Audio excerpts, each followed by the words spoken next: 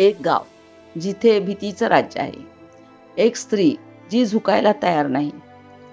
ब्रिटिशकालीन भारतातील एका छोट्या गावात, जिथे सत्ता आहे पण न्याय नाही, जिथे पुरुषांचा आवाजच कायदा असतो आणि स्त्रियांचं अस्तित्व सावलीसारखं हरवलेलं असतं, तिथे येतो एक क्रूर सुभेदार, सत्तेच्या नशेत बुडालेला, अहंकारी आणि वासनांनी पछाडलेला. एका क्षणी त्याची नजर सोनबाईवर पडते आणि तिथून सुरू होतो एका स्त्रीच्या स्वाभिमानाचा आणि सत्तेच्या अत्याचाराचा भयानक संघर्ष. धैर्य, स्वाभिमान आणि बंडखोरीचं जिवंत रूप असलेली सोनबाई त्याला ठाम नकार देते आणि इथून सुरू होतो एक भीषण संघर्ष. सुभेदाराचा अहंकार पेटतो आणि तिला मिळवण्यासाठी तो संपूर्ण गावाला वाकवायला निघतो. गाव भीतीने गप्प बसतं. पुरुष मौन धारण करतात आणि पंचायती सत्तेसमोर नतमस्तक होते. अशा वेळी सोनबाई पळ काढते आणि एका मिरचीच्या कारखान्यात आश्रय घेते, जी फक्त कामाची जागा नसून स्त्रियांच्या एकतेचा आणि प्रतिकाराचा भक्कम किल्ला ठरतो. इथे उभा राहतो एक वृद्ध राखणदार, अन्यायासमोर कधीही न झुकणारा.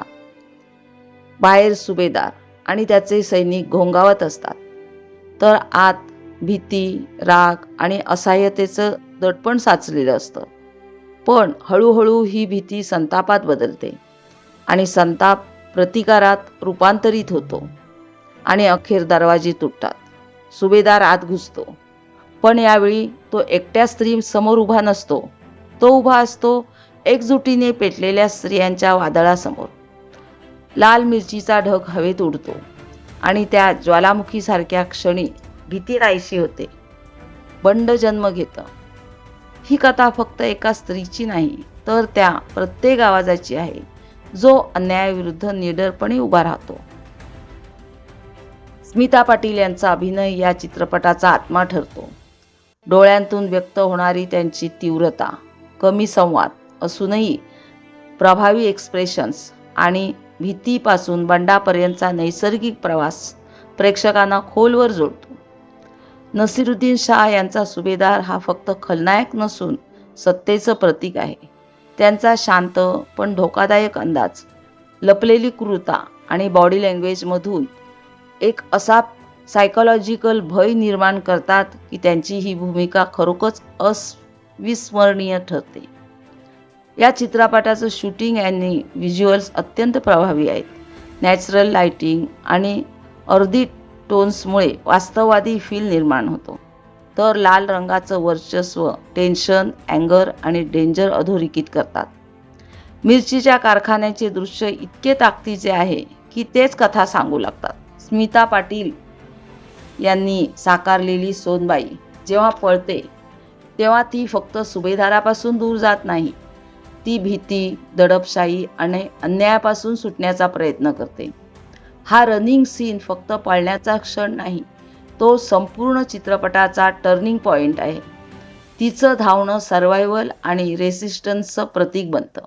उडणारी माती आणि रिकामं लँडस्केप ही तिची असहाय्यता ठळक करतात आणि तिच्या मागे धावणारा कॅमेरा प्रेक्षकांनाही त्या भीतीत खेचतो.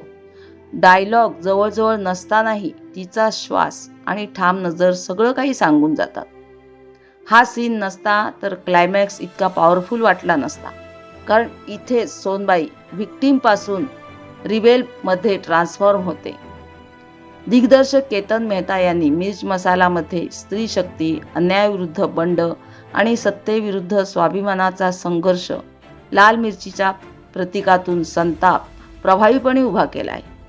मिर्च मसाला हा फक्त चित्रपट न राहता एक जळता, अस्वस्थ करणारा सिनेमॅटिक अनुभव बनतो. नमस्कार, मी सुनीता. ही कथा फक्त एका स्त्रीची नाही, तर त्या प्रत्येक बंडखोर आवाजाची आहे, जो अन्यायाविरुद्ध उभा राहतो. जर तुम्हाला अशा दमदार कथा आवडत असतील तर चॅनलला सबस्क्राईब करा.